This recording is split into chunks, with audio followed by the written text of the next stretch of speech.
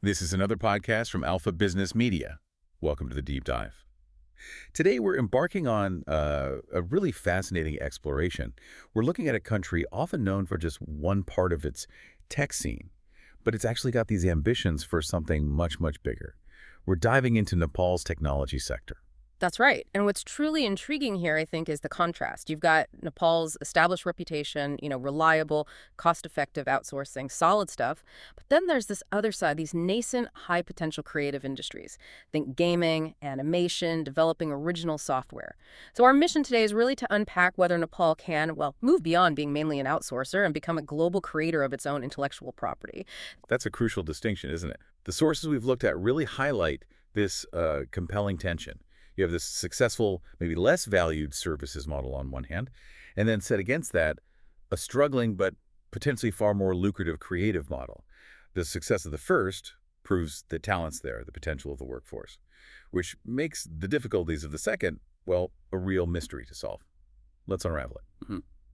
Okay, so the familiar face of Nepali tech, the one the world knows, it's actually quite impressive. Back in 2022, the country's IT services exports hit U.S.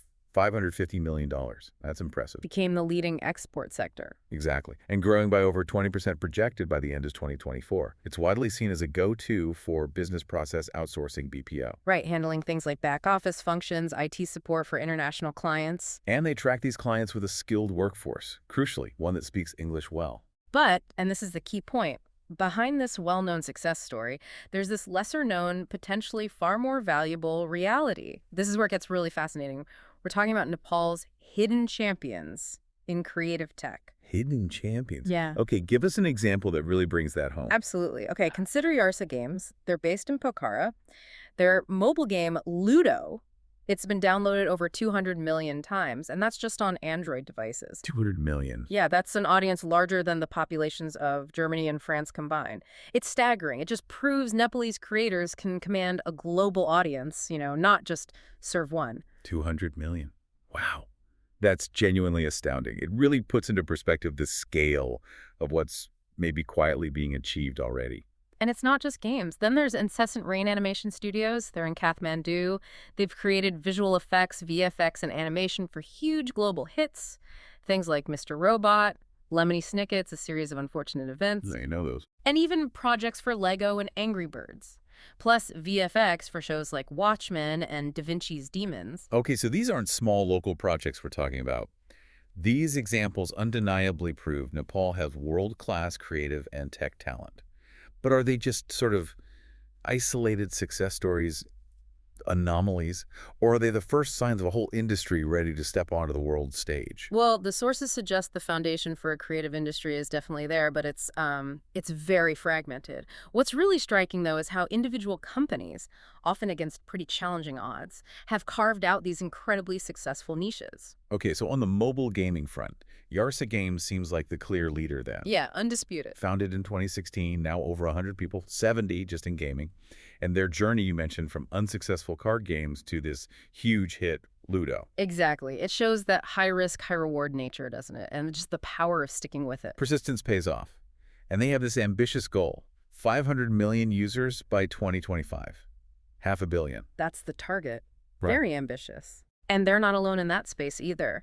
You've got other key players like Booz Entertainment and Tesla Tech. They made another hugely popular mobile game, Call Break. That's got over 100 million downloads, too. Another big one. Yeah. And their strategy is quite smart, actually. They digitize traditional card and board games, things like Marriage, Ludo Legend. Yeah. So they're tapping into something culturally relevant, an established market, just bringing it to digital. You can see it works. Boost Games have over 6.2 million downloads just by themselves. That makes a lot of sense, leveraging familiar games. Okay, so beyond gaming, you mentioned Incessant Rain Animation Studios, IRAS. Yeah. They're setting a benchmark for quality creative services, working internationally. But the sources highlighted something else about them, something more strategic. Exactly. This is really important. IRAS took a crucial step by opening the Incessant Rain Academy. Yeah. It directly tackles that critical talent shortage we'll talk more about. They're training artists in VFX, animation, game development. They're even bringing in consultants from, like, the Hollywood ecosystem to help train people. So the private sector stepping in where Maybe the public system isn't quite there yet. It's a very clear, proactive example of exactly that, filling a gap. And we're also seeing these interesting hybrid indie studios popping up, like Oh, R-Cube Games and Animation. right, with games like Naka and Polytrix, and Neo Digital, known for their RPG Brahma, which is themed around Hindu mythology. They're creating their own original stuff, their own IP. But they're also offering client services at the same time, 3D animation, VR, making advert games for companies. Okay, so that dual model. It isn't just a clever business strategy. Often, it's really a survival mechanism. Right. In an ecosystem where funding is scarce, that client work provides the stable cash flow you need to fund the riskier stuff, the passion projects, creating that original IP.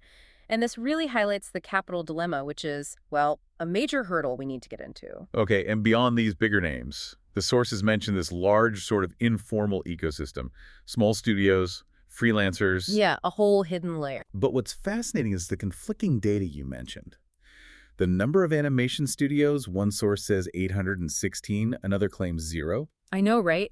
A data gap, that huge 816 versus 0. It's almost mind-boggling. What does that tell us? It really highlights just how fragmented and, well, informal this industry must be.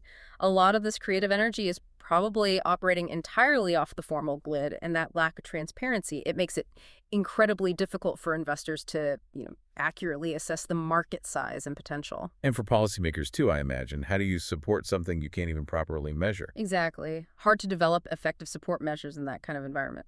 Okay, so these hidden champions undeniably prove the raw creative potential is there in Nepal.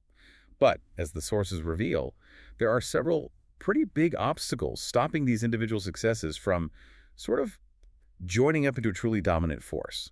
Let's dig into these major roadblocks. Right. The first one, and maybe the most perplexing, is what the sources call the paradox of the personnel reserve. Paradox of personnel. Okay. Yeah. Nepal faces this critical shortage of experienced, creative, and technical specialists.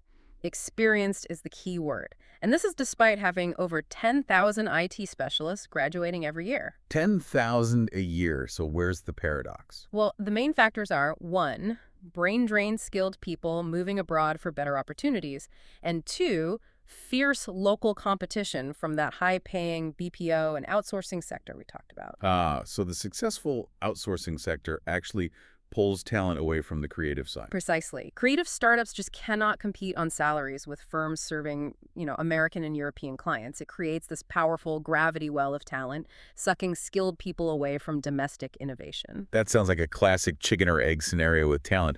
But if we drill down, where do the sources say this problem really starts? What's the root cause of this gravity well? It seems to start right back at the education level. The sources point to weak implementation of existing ICT policies in schools. Schools often lack basic infrastructure. Teachers need better training themselves. So the foundation is shaky. Yeah, and training programs are frequently outdated, so companies end up having to spend months training new hires pretty much from scratch.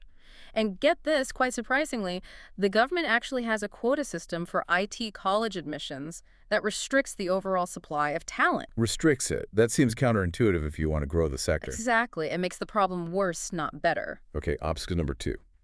Next, we hit the infrastructure gap. So, while internet penetration has gone up significantly across Nepal, which is good, Right. the creative industry needs high-speed, reliable, and crucially affordable connections.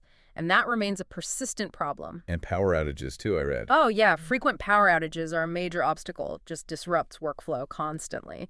And beyond basic connectivity, there's this stark lack of specialized facilities. Things like render farms for animation, motion capture studios, proper sound stages. Stuff that's essential for high-quality games and animation. Absolutely crucial. And even the government IT park in Benepa, which was meant to be an innovation hub, it hasn't really lived up to expectations. Most development is still heavily concentrated in the Kathmandu Valley. Right, okay, third obstacle. Then there's the pervasive dilemma of capital, access to funding. Always a big one for startups. Exactly. It's already one of the top 5 challenges for all Nepalese startups, apparently. But creative technologies, because they're inherently riskier, more long-term bets. They face an even tougher environment. Much tougher. There's a severe shortage of seed funding, initial capital, and venture capital. And the sources pointed out something interesting about foreign investment rules, a kind of double-edged sword. They did.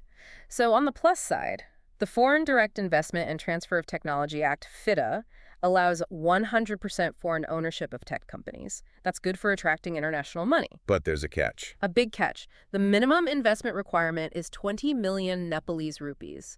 That's around US $150,000. $150,000 minimum. That's quite high for a seed round. Exactly. It's a significant barrier. It effectively shuts out those seed stage creative startups looking for smaller initial investments, maybe from foreign angel investors who might put in, say, 25K or 50K. Right. And furthermore, there's this whole issue with informal money channels. A significant chunk of revenue from IT services exports apparently comes through channels like Hundi, to avoid taxes and bureaucracy. Pretty much. But the consequence is that money isn't formally reinvested back into the economy. It deprives the formal system of much-needed capital, and it really indicates this deep mistrust, doesn't it, of the formal financial system. Yeah, that's a major systemic issue. Okay, finally, the fourth obstacle. Finally, we hit the political puzzle. Government initiatives sound good on paper, Digital Nepal, IET Decade. Positive branding. Right. But they're often too general. They lack specific targeted measures that cater to the unique needs of creative industries. Like what specifically? Things like robust intellectual property protection or dedicated R&D grants for creating original content. There seems to be this fundamental strategic mismatch. The government often applies service industry thinking, outsourcing policies to these creative, product-based industries, and it doesn't quite fit. Applying the wrong framework. Precisely.